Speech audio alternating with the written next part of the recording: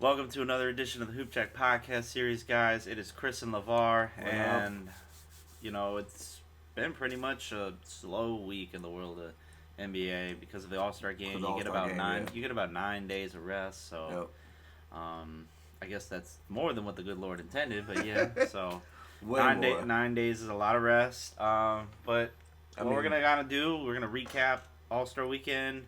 Any other big things that's been going on with that, and then talk about what we could see through the rest of the year, and then we have a very special one-on-one interview coming up later that we'll let you guys know in a minute. But first, let's talk about All-Star Weekend. I give it, in my opinion, I give it a C. I'm in the C level. I'm in the C because for me, there's just so much that could always be better with it. Yeah. I think the All-Star game itself was trash. I mean, my thing is Tatum was hitting some. Tatum wasn't missing. He had 50? Oh, yeah, 55. But here's the thing. I don't think players should be getting to 50 points. Yeah, and I mean, they're not even playing defense, man. Like, we knew that starting to get to. You can't do records in All-Star games, like what somebody scored or the high point and all this, if there's no defense being played at all. It's not fair. One shred of defense. None. And at the end of the day, you're just kind of looking at it like, all right, this is just a pickup game. I forgot who said it, but it said glorified layup line. Glorified layup line and a glorified pickup game. Yep. But the All-Star game, I give that it's been struggling every year. I give it still a C. I mean, it was entertaining to a little bit. To a degree, I think. Like guys hitting shots, like Donovan Mitchell hitting shots from Europe and stuff like that. So yeah, 3-point contest was decent. I give it at least a B. I give that at least a B. I give it a B minus. I mean, we were both wrong on who we thought would win because I had Huter. I think you had Healed. No, I said the dark horse was Healed. I said it's going to be between Hero, Lillard, or Huter. And I thought Huter would do it, but he was way short. He was not close. Lillard competing with his Weaver State alumni, with his Weaver State jersey. I thought, what a throwback. Dollar. I think Dame, people got to stop forgetting Dame Dollar can still dollar it up. Nobody puts him up here in his, in the hierarchy of shooters or NBA players. You don't never top rank them. Over. It's like the irony is they look over to the next person in line. They go, he's not Clay. Right. He's not Steph. He's not Kyrie, Luka or Trey or nothing. It's like, but he can still shoot. He's not them. He's Dame Dollar. That's who he is, yo. Dame Dollar. He does his business. Skills challenge is. Keep that. I give that a D minus. Yeah. Everyone, I didn't even look at the whole thing. That's the bad part. I didn't even watch the whole thing. Then we'll go to the dunk contest. And I give that. I'm gonna give that a high B. I'm gonna give that. You're gonna give it a B plus. Yeah. I'm gonna give it a B minus. But here's why. For those of you who don't know, Mac McClung, Virginia native, and two-way player now for the Philadelphia 76ers. Won the dunk contest, signed a deal with Puma, won basically his career earnings in one night, and now is probably brought back the dunk contest. Yeah, and I mean, because he was doing a few things. He was doing actual dunk. But he wasn't the only one. No. Trey Murphy was good. Trey Murphy was putting in some. They had one. Martin was doing some. They had one. I think it was the kid out of New York. He did a dunk. Nobody cheered because he signed something after he did. Nobody cheered, and I'm just like, bro, all you doing is showing you can jump high, and I get it. You can jump out the sky, but you're not doing nothing with the jump. Yeah. You know what I'm saying? So, but everyone says Mac McClung saved the dunk contest. I wouldn't. You could say saved. I think. And the irony is, I hear a lot of people say what we have said is offer it to professional dunkers. Right. And I'm like, we're here. We've said this for months, multiple and times. Nobody has heard us. Right. Like, I don't know how many more times I can put it out there. We have said this for months. Like I said. We said this a month or at least a few weeks before. Why don't they do it like a challenge thing? But then I thought about it. If they do that, it's going to make some of these NBA players or dunkers look a little, you know. Well, here's the thing. There was a time LeBron said he was going to do it. He did. And then you have John Moran saying 1 billion likes. What do we have to do to get them into the? What do we have to do to? We've done 1 billion the likes, most man. we can do to get talent into the dunk contest. Dunk contest, yeah. I'm not saying we haven't in past years. I'm not saying you do it every year. I'm saying do it once, maybe twice, and then you're done. And it's most of the greats did it. Yeah, you know, Michael did it. Dominique. Jason Richardson Larry did it. Nance was balling at that time back in the day. Jason Richardson, oh my God, Vince Carter did it. Vince T-Mac did it. T-Mac, yeah. And I'm going to tell you right now. Dwight Howard did it. Nate Robinson did it. The messing part about that dunk contest with Vince Carter and Tracy McGrady, if Vince Carter wasn't in that dunk contest, Tracy McGrady would have won it. That was a 1-2 combo right there. Yeah. That was the 1-2 that... When they played for the Raptors. Yeah. I think it's this. If you don't like the fact that there's other talent moving into spotlight you and they're representing more of the G League, then that means the NBA needs to do more work. Yeah. I think I'm not saying you guys are slacking or that you're doing something wrong. I think adjust it. I say let the young guys do it who want to do it. Right, and plus it's a cash incentive. It gets them on the map. If you're in the G League, you should be able to be in the dunk contest anyway because you're affiliated with somebody's team. So I don't understand why they won't go to the G League and say, hey, well, I guess they got their own dunk contest. So they do. The G League has their own, but I think this put more of a spotlight on guys, especially Mac McClung, who we've seen do this in high school. We've seen do this at Georgetown and Texas Tech. Yeah. And in the G League. Yeah.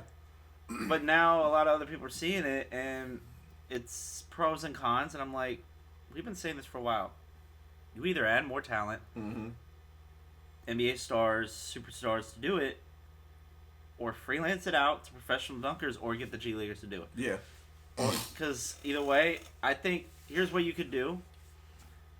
Those are the options. I'm almost to the point where they should run like a, you got to try out for some of these some of these dunk contests, man. They should have some type of tryout. But I think those are some of the options that I think would improve what has been a dying area of the NBA, which has been All-Star Weekend. It's glorified.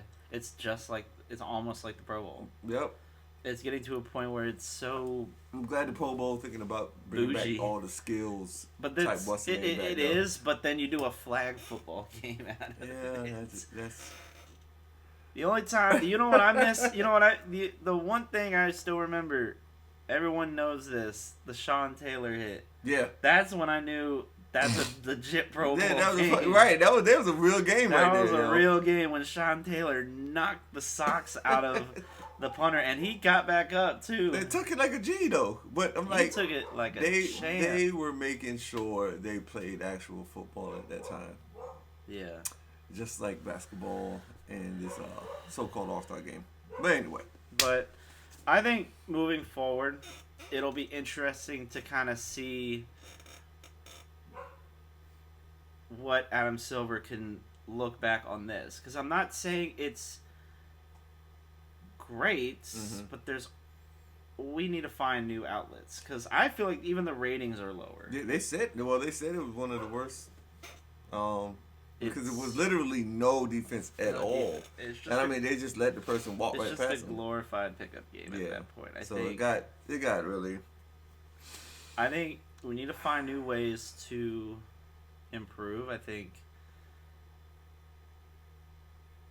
that's what would make it exciting. I think making the players go back to original jerseys would be a good start. That would be true. Yeah. I think make it competitive.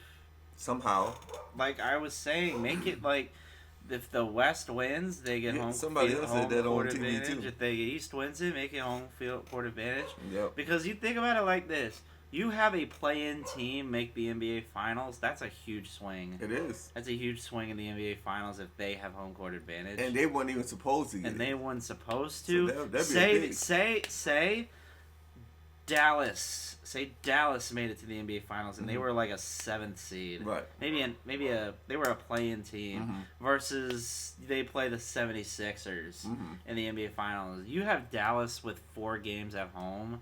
That's tough. It's really tough. That's really tough. And the thing is, I don't understand why this wouldn't be something to think about, like something to go ahead and implement, because it makes more sense. Nobody's doing it for the money because they're already getting money everywhere now. So that money part aspects of the game for the All-Star doesn't even matter. It doesn't matter at that point because you're just at that point. That's free money. Yeah, pretty much. I mean, they already getting it for the shoes. Everything. Once they see the shoes on their feet in the All-Star game, you already get paid $100,000 more than you getting paid for the All-Star game. It is what it is. Yeah. We're going to take a quick commercial break, guys. When we come back, I sit down with a member of IGReferees. Love it. Very big company who takes it to what the actual call is. So stay tuned. Welcome back to the Hoop Jack podcast series, guys. And today, for our 101 Hooper profile, we have a very special guest today. A member of IGReferees on Instagram. We have Yonni. Thank you again for coming on the show, my man. How are you doing? Good. How are you? I'm doing fantastic. So how did this come about? How did you guys come up with the idea of Instagram referees and, looking at detailed plays and everything like that? What was kind of the idea behind it? That's a great question. I have never revealed or anything. A lot of people ask about if we have favorite teams or not, and a couple of the people that work on the account, obviously we each have our own different teams, and my favorite football team is the New Orleans Saints. And around the time that we started the account was 2018 during the NFC Championship, when there was a famous pass interference that wasn't called in the playoffs. And I remember that. Exactly. And so that was part of what inspired my idea. But apart from that, there was a lot of things on social media. Constantly, accounts had always posted things like in the caption, like IGReferees, what you got. It's more just like a phrase, right? Like IGRefs, travel or not. Right. The irony is I always see that as it's more of a public opinion more than anything versus actually fact-based. But the stuff that I see that you guys do, you not only ask the question, but you also go into heavy detail and within the play itself. Like you'll say, offsides, this player was doing this player was doing that, or travel violation, this player was doing this. At least you guys go into detail about it. Yeah, exactly. So because we saw that people were doing it, we always had the idea of what if there was actually an IGReferees account that commented the correct, people commenting a bunch of different stuff. And there was an account called Sleepers All Day. They're mainly a basketball account that was the final post where I saw a post and it said in the caption IGRefs, what you got. Right there, I posted the exact same video and then commented on their post. I forget what I even commented, but that was our very first video. And then from there, I literally just kept posting a bunch of different stuff, and I grew the account pretty fast. But yeah, in terms of the technicality that you're saying, that we always write exactly who did what, and that part of just our goal to just make sure that we're being as transparent as possible. Absolutely. So how many people are actually a part of the whole group? Like you said, it was a few of you. How many are actually how many of you are owners? How you guys found it? How many is in the total group itself? That's a great question. So it started off as just me, Yonni. I am the founder of the account. I was the sole creator at first, and then my twin brother joined after a couple of months, and we kind of share the account, and we're the owners to it. And then we just have had some friends log in and help, things like that. But then in terms of the referees and making correct calls, we used to just do research, read the playbooks and stuff, and make our. Now we're actually getting all the calls from all sorts of sports. Okay, so that's actually really interesting that you guys are getting it facts straight from the source. You Mm-hmm. guys are getting referees in the business, whether it's college or professional, that you're making sure this is the right goal. Right, and we're Wow. not just trying to get the answer to it, where the goal is basically for whatever referee we're reaching out to genuinely explain to us like everything about it, and we ask questions and things like that. And then based on that and our interpretations of the rule books, we come up with our calls, and then we're able to answer. Okay. That's actually really cool that you guys have done your due diligence, done your research, and gotten the help where it needs to be helped. Like, that's actually really cool. That's great forward thinking in the process. Mm-hmm. What I'm actually curious as well, because do you guys have like a sports background, referee background, or have experience with dealing with referees like this in situations where I've seen this like in person, having to deal with certain calls that are just, split decisions? I mean, I think anyone that has played sports has obviously dealt some sort of like wrong calls or things like that of that nature. For me personally, me and my friend that are the main runners of the account, we both played football in high school, Mm-hmm. and my twin actually plays now in the Israeli football. For television. Oh, cool. Yeah, and so we've also played basketball a little bit, and we definitely have experience mostly with football. And but in terms of like specific things, I have never been a referee before I started the account. It was that play sports can always relate to the refs. Mm-hmm. When I usually talk about refs, and you probably heard this on one of my last episodes, where I've been in that situation where I've refed high intensity games, whether it's high school, AAU, middle school, like anything where it can get very competitive, and especially in a basketball setting, it gets really competitive in that sense. And it's hard because you're making that call and you got to sell that call. And I know that what I've seen is fans getting out of control, and especially parents. Do you feel like with a lot of the situations that has happened out here, do you feel like that it can be one of the main reasons why we do see a decline in refs, why we do see a lot more IG referee references? Because if they think the refs can't get it right, what makes you think the Joe Schmo sitting at home will get it right? Yeah, you're exactly correct. I agree with you. I think there definitely has been a decline of refs, and I think I'm not saying that there aren't a lot of wrong calls, and that's part of what inspired our. I think that referees in general are just heavily disrespected. I think any athlete during the game is going to be making a bunch of mistakes throughout. The coaches are going to be making mistakes. People in their workplace make mistakes. And refereeing is so hard to do, like on the spot, especially honestly in the lower levels and things like AAU, where you're not looking at camera angles and it's one ref looking at an entire side of the court a lot of the time.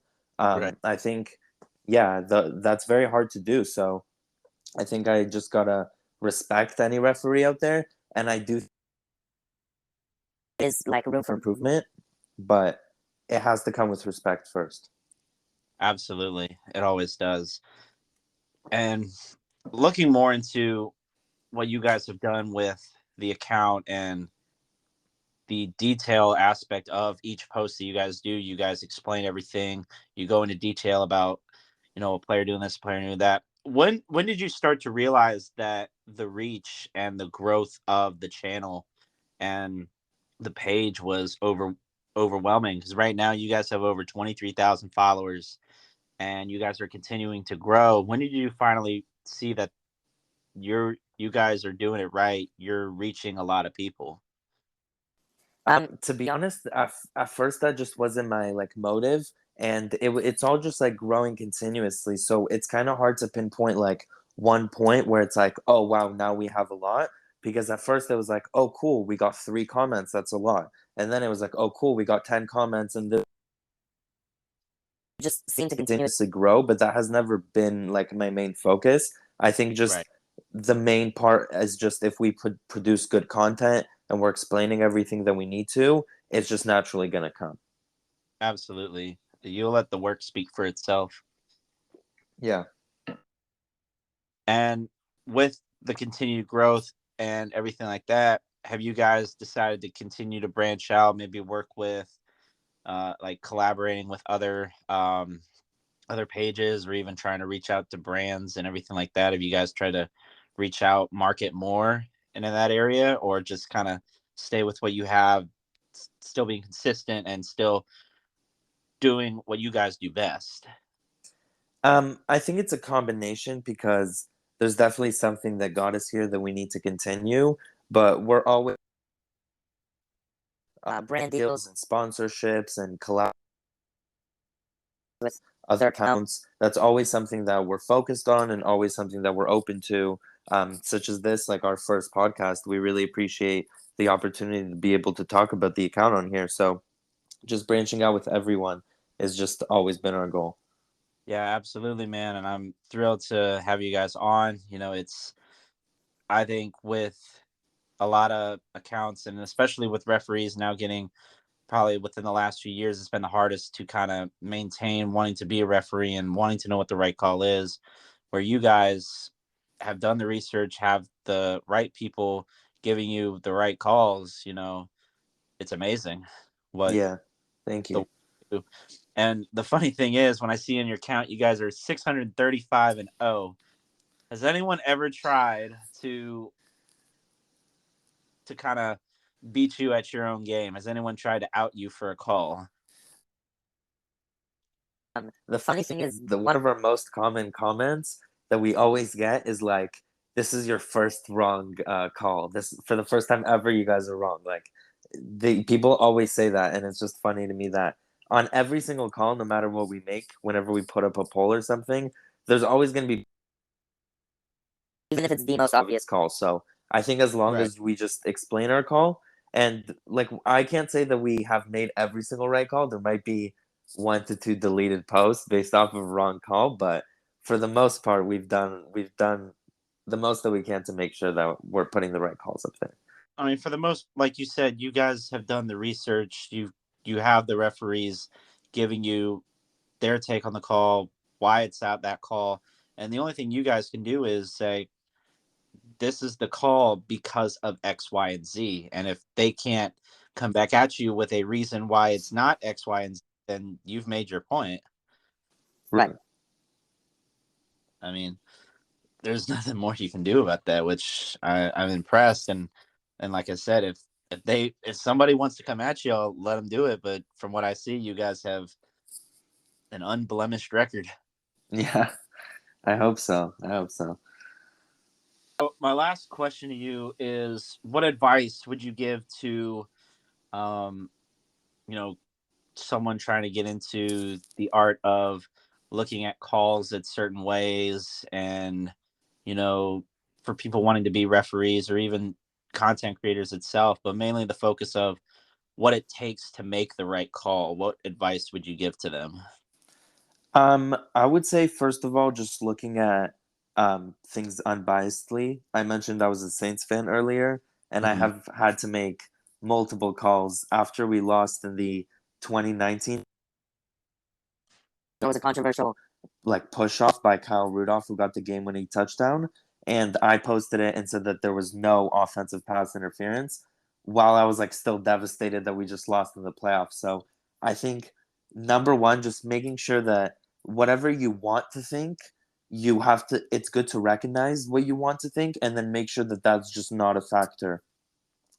And then another thing that I would say is just all the NFL, NHL, MLB, NBA rule books. They all have online on the websites. For all their calls, they have long videos, circumstances, and explaining different things that just makes you really understand a perspective. And I would say with basketball, things like travels and fouls can be super close. So it's just about truly understanding what the nature of has to be. And then once you understand the foundation, it's everything a lot easier. Absolutely. They have outlets to where you guys can go out and see what the call actually is, and then you can go from there. Right. So absolutely. Well, thank you, Yonni, for taking the time to come on the show. And guys, if you want to check out more, go on to Instagram, check out IGReferees. They haven't gotten anything wrong yet, and I don't expect y'all to get anything wrong anytime soon. But thank you again for coming on the show. I loved hearing your story, and I wish you guys the best of luck moving forward in the rest of 2023. Thank you so much. No problem. We'll be right back with more Hoop Chat, guys, so stay tuned. And we're back, guys. So I want to thank Yonni from IGReferees. Great interview, great guy, great company. You guys want to check them out? Yes. They are not wrong to this day. They have never been wrong. You try to challenge them, good luck. Yeah, they take on all challenges. They'll try to. You want to think you know it all? Go question them. You can check them out on Instagram, IGReferees.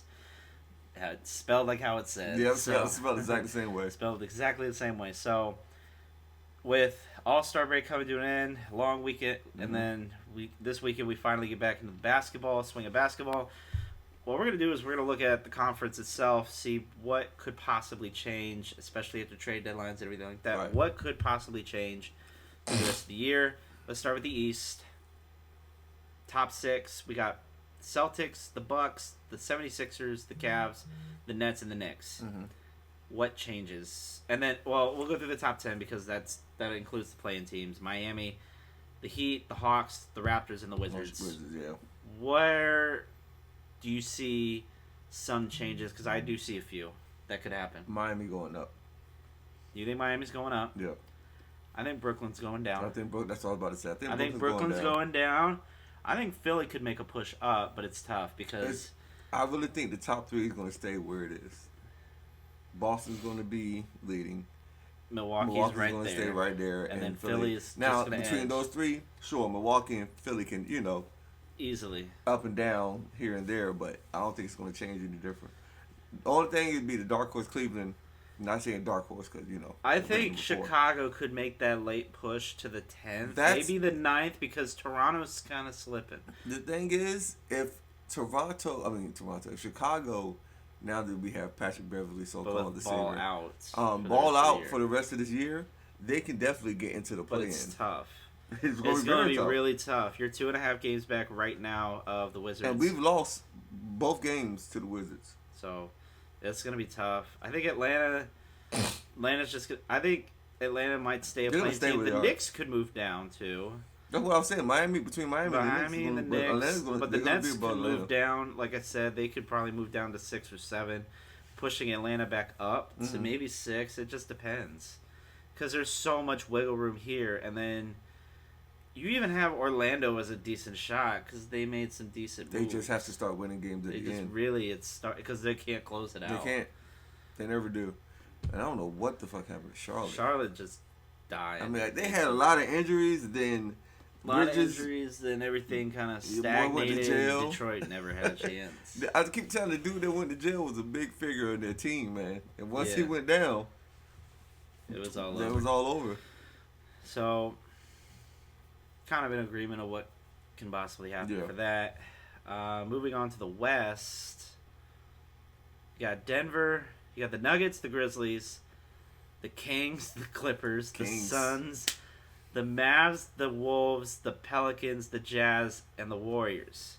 Bro, that bottom 4? That bottom 4 is, oh man, that's confusing as shit. That's confusing itself because I remember last year Utah was up, Warriors were up, Minnesota was down, New Orleans was at least somewhere in the middle of the pack. Right. Here's the thing. I see the top 4. I think Phoenix can move up. The Kings may move down 1 or 2, but they'll still stay in the top 6. Phoenix need everybody to be healthy. They need everybody to be healthy. They still got one guy that you got over there ain't played yet. No. If Durant can't do it, if Paul can stay healthy, if Booker can stay healthy, and Ayton can actually rebound. But it's crazy, yeah, that's true. Ayton but just needs to it's play crazy big man. because between 7 and 10 is one game. And then even you add the 11, 12, 13. Oh, yeah, I guess 1.5. It's about 1.5. So here's the thing. Bro, anything can happen here, man. Here's the thing. I think OKC will go down. You make that push, both Portland and the Lakers could move up to the last two. Right. I think New Orleans is in a very difficult spot right now because healthy, they're great. Oh, healthy, they're top 5. Not healthy, they're bottom 3. Right. But it all matters to when Zion comes back. Right. I think without him, they're moving down to that 11th spot. I really think the Golden Warriors State, right now, if Curry comes back, Curry come back. When Curry come back, but they're moving down. I think the Lakers with shooter additions, they're moving back up. I think Portland, Lillard has shown that he can try to push them forward. Once again, another team that needs to be healthy because Portland they were Minnesota, top. I think could move down as well because you lost your shooter in D'Angelo Russell. Yeah. You lost one of your main 3-point. You still have Anthony Edwards. You still have Cat. You still have Gobert. You still have at least. Ain't Cat injured right now? I think right. Yeah, I think he is. So you're really. I think they're kind of teetering on that. Yeah. Dallas, if they could all stay healthy, it's the matter of can they stay healthy is the motive behind it. Luka has to play. But yeah, we don't know. Play. But I think Denver doesn't move. Not even close. They're 6 games ahead. Yeah, I don't think they're gonna move, but so often. Memphis is going to stay between 1 and 2. But here's what's interesting when you compare the East to the West. That 10th seed and 9th seed. Actually, the 8, 9, and 10 have a losing record. 9 and 10 have a losing record, and you would still make the playoffs. Mm-hmm. Remember when it was? You know what's crazy? Hey, hold up, go back to that East. If I'm looking at this wrong, it's like damn near the same though, almost across the board. For the East and West. No. Haven't seen it like this in a while. Normally, every record that's in the West could probably be the top record in the East. But look at that. The top 2 teams have at least 40 wins, or at least almost 40. Mm-hmm. Only one team in the West has 40, and they're 6 games ahead. Yeah, that's true. 42 and 18. They're 6 games ahead. They're sitting comfortably. The East is. I'm not saying the East is leading right now. I'm saying that. You ain't gotta say it. It's right there. It's right there. It says it right there. It says it in the right there. I don't know. We used to say the West was more dominant right. at one point. Not I think more. I think the East is starting to make its push. Yes. But it'll be interesting to see moving forward. We'll keep our tabs open on what can possibly happen. Mm-hmm. I think it's still going to be close. I think it's going to come down to the wire for a lot of these teams. Golden State make the playoffs, though. It'll be interesting if they don't, but it'll be interesting if they do. If the Lakers make it and the Warriors Lakers make it, that's a miracle. That means it's scripted. To be honest, it's going to be. They wanted LeBron. LeBron has set out. Sneak peek. LeBron scripted this. Tell you what. They played what? 60 games? About 60 games. 60 games. And LeBron set out about 15 of them. Yeah. That's oh man. So adding on to that, what is your take on load management? I can't stand it.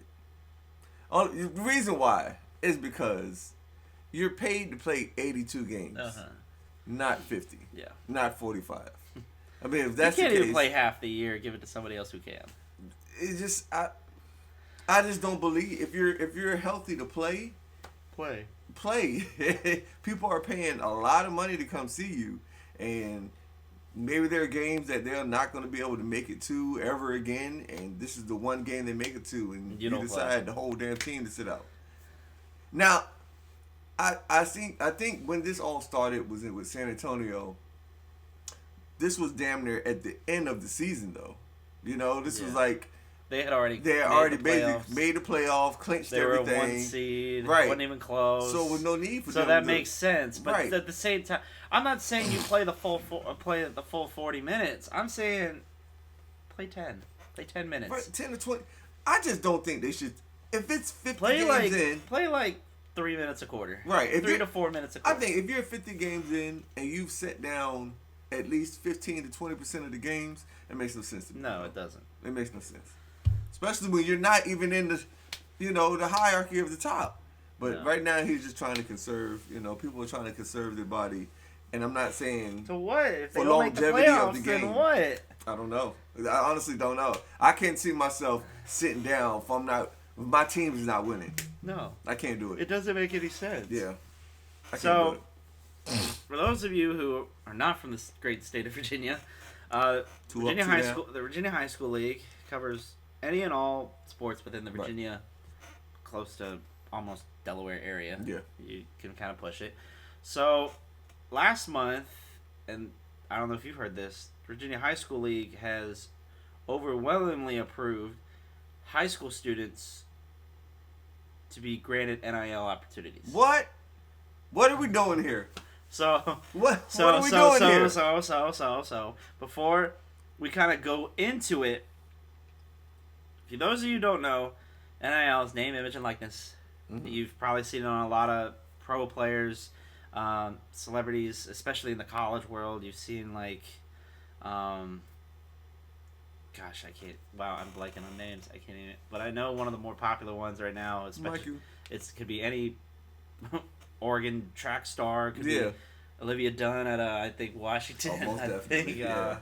It could be men's basketball. It can be a lot of it. Anywhere. But there's pros and cons to it. And Virginia High School League is offered, with brand deals, autographs, everything like that. And I'm like, who's gonna want from a high school? No, but here's where it's gonna go really wrong. Okay, is the entitlement? Yes, because here's why, and I am not saying I don't hate the idea. I am saying that there are flaws with this. Big time. There are flaws in the system of you give these kids that big ego head of I can make money. The problem is that are these kids after high school gonna make it? That's because the whole point of them is just wanting to make money. Do you understand? I don't. Once you get to that point, it's just gonna be kids wanting to make money. It's gonna be kids wanting to make money. They're not gonna give a damn about the game if they know they can make money anyway. And then, what I also think is, do you know how hard it is to make Division 1, Division 2 to Division 3 athletics in any sport? It's hard. It's any sport. It's at least 5% nearly across the board in each sport. 5%. Yeah. Division 1, Division 2, Division 3. I was Division 2, and that was a blessing in disguise. The only other thing I would have been in club. I got recruited by one school. One school I got recruited by, and Division 2, I took that chance because I'm not getting another chance to do that. And I was and I did decent in high school. Granted, it was tennis, but I still did decent. You had guys I went to high school with. I think one or two were offered Division 1s. Everyone else was Division 2, low D1, almost ended up in JUCO. Maybe Division 3. They went to school, or they went to school and stopped playing sports. Right. And that usually happens with a lot. Usually happens with a lot. If the burnout hits, if the ego is too high, if you're not a team player, that happens. Yeah. But like I said, I am not saying this is a terrible idea. What I am saying is that there comes a line between sport and money. And you mix that, flaws are about to happen. I think at the high school level it's way too early, yo. Because you haven't even, you're playing good in high school, but you haven't even got yourself to the college level to see where you would stand at. Because if you think about it, everybody from the high school level that's a good player is now playing all-stars because they're all the good players is playing in college. Yeah. And then once you get to college, now you're playing all these all-stars, you get good there. Basically, when you get to the NBA level, these are all guys that was in college averaging, or were the best players on their team. So now you're giving all these cats all this money, and they're not going to work hard. They're not going to, perfect their craft because they're like, what am I doing it for? I'm making this, and that. I think about it like this. If it's also going to affect the judgment of I'm too good for the team. Right. I'm too good for this. I'm too good for that. I'm signing autographs, so I don't need you. I can go to another team. Right. And then, but then, I think you can still get hurt. It's too early. Now I can understand an insurance situation if they know that this kid is ranked, I don't know, if number 3 in the nation, or if he's like a top ESPN 100 player. That's what I'm saying. I get it if but he's a top player. It should be an insurance situation, not a here take this money. Free right? card. Yeah, it should be. You gotta do this, do this, do this. And once you do these things, then you can get this money. Not just give him the money just because he's good in high school. Because I can't even. Damn. Because here's the thing. It's not even. I'm not just thinking about this shit. I'm like, man. We're all kind of just looking at like, oh, Christ, this is gonna be ugly. Even I'm thinking it because it's like, because you look at it back, if we was in high school and this happened to us, man, I know I wouldn't have been paid. I definitely know I wouldn't have been paid. But anybody else, yeah. But then the entitlement ensues. Right. Then you can do anything for money. It's like, what happened to just let the craft pay itself? It doesn't work like that no more. Because everything now with the digital age, more things are on Ball is Life. Mm-hmm. More things are out there. You have more mixtapes. 7 cities. You have more access. 7 Cities Hoops. You have more access to highlight tapes than anything else in the world right now due to YouTube, Instagram, and all social media. Yeah. I don't want to see anybody fall through the cracks. Is the thing. Because then we have set them up for failure. Yeah. And I'm not, and like I said, I am not trying to hate. I'm trying to educate. Yeah, and it's crazy because everybody, like the Ball family, they started off. They want to use that as a standard. We're losing our my minds. thing is, you can't understand the how hard they worked. Like these cats really worked hard. What was that other kid? The Hendez, the short kid who could dribble as fast as he could. I can't remember. God damn it! Now why you do that? Julian Edelman. Julian Edelman, yeah. Julian. It was Julian something. Yeah, Julian something. That's bad when you can't remember the dude's name right now, yo. It was Julian something. Julian something, but he just Julian Newman. That's who it was. Yeah. It was the Newmans. Yeah, was it? Yeah. But either way, y'all know who it is. The thing is, he did work hard on his game, but he just forgot dribbling ain't the only part of the game. And the size matters. But then also, all this getting seen everywhere, getting notified, and all this other stuff went to his head. And he forgot how to play with people. He just thought it was all about himself. Mm-hmm. And you don't want that type of stuff. And I think, gosh, because this topic is just so... Because it's mind-boggling that the Virginia High School League approved it. Much less if any other state approved it. You had... I get if you're at a decent school like IMG Academy, they breed Division I athletes. I'm about to say they already got their paychecks in the damn IMG teams. Academy, Oak Hill, Huntington Prep. Right, you go to Sierra Canyon. That's money. Right, you know those guys are going to college, right? Whether Division I or II, right? And it's not hard, but you have guys say, "Gosh," and I'm not gonna say a school name because then I'm gonna get hate for it, but just some random school out in Virginia Beach, or even Norfolk, Portsmouth, Suffolk, Hampton, Newport News.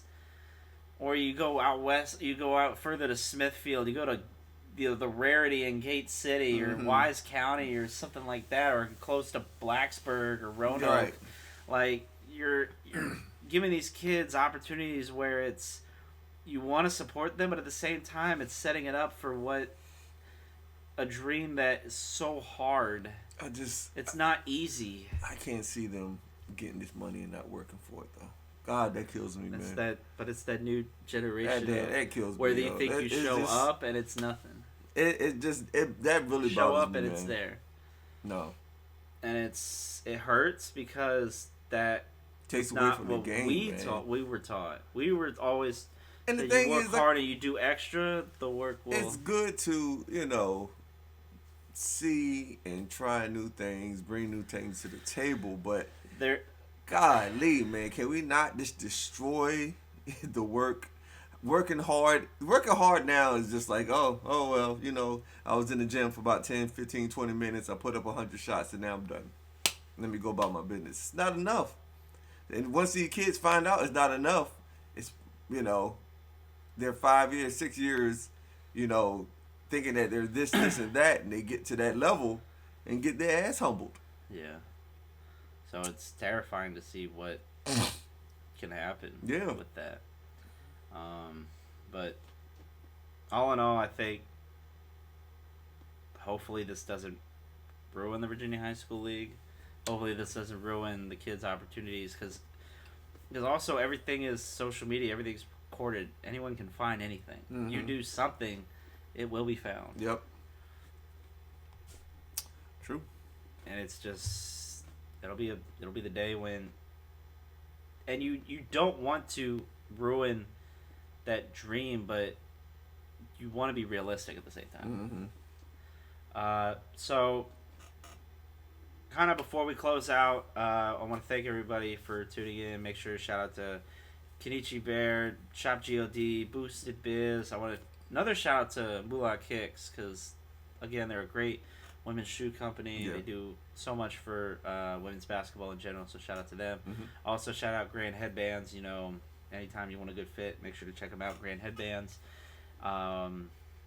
Again, another big shout out to IGReferees for coming on the show. Yes.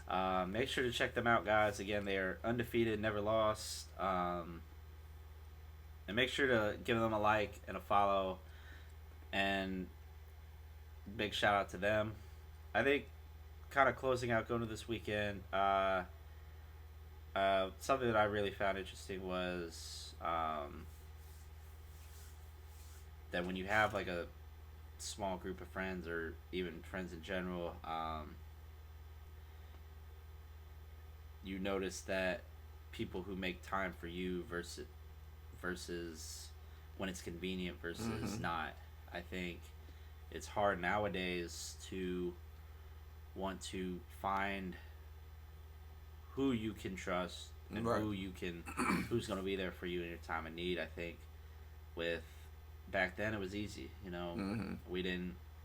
you took anyone by their word, but nowadays it's hard to take people by your word when everything's kind of like a joke. You never know. It's like a what, but it's like everything's a but or what if and Maybe.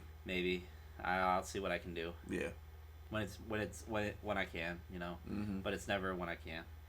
I think it's hard to want to put yourself out there as well because I think we've talked about this. If you don't try, then you're not taking the fact that there could be failure. There's a risk to everything, and a part of that is true. I think we don't want to try something that's risky because either you fail and you feel like Scared of failure. terrible, or you don't take that chance, you don't know what you can do. Mm-hmm. I think a lot of times, whether it's work, whether it's relationships, whether it's friends, whether it's life suddenly happening, you're afraid to kind of move forward with that. I think that taking that risk is a blessing and a curse at the same time because you always think of the what ifs through it all, and especially with life in general, you're always thinking about the what ifs. Right. But moving forward, I hope everyone has a great weekend. Little side note before we kind of end.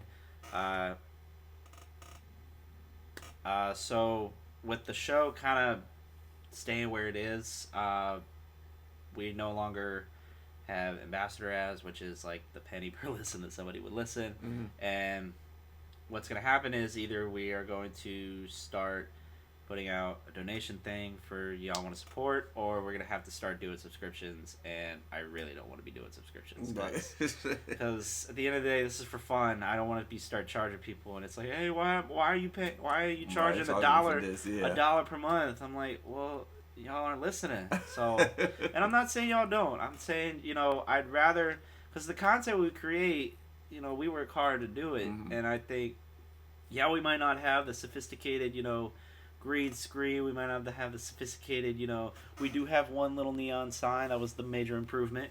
We do have a little microphone, but, this is a small budget business. We're small budget for a reason. So, whatever it comes down to, whether it's subscriptions or, active listeners, like, just donate.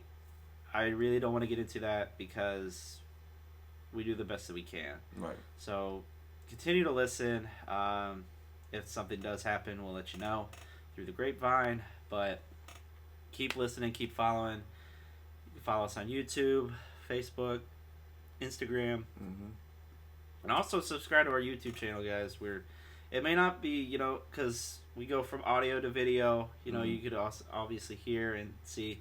But I think you also kind of see what we can do on a decent basis. Right. We're not great, but we do the best we can. Yeah. This is honestly, as real as it's gonna get with anybody else. I'm about to say, you can't get any realer than this. There's no, because no frill here, baby. We don't try to argue. We keep it a buck, and we don't even agree on everything together. Some things is different. He might agree one way. Might agree the other. I might, trash on the Bulls, and he might trash on the Lakers. But that's the we both want to trash on those. That's the love that there is in the friendship, and that's okay. Because at the end of the day, we both earn no trash titles. Both the teams earn their trash titles right now. They're in there. Let's rebuild everything rebuild. Let's throw it away. Control Alt Delete. Let's just get rid of all the stars. I don't even want to talk about that shit. But keep liking us, keep following, keep listening. Make sure to keep tuning in every week. We're gonna try to do more interviews, especially with conference championships coming up, and with the NCAA tournament and NIT happening around the corner.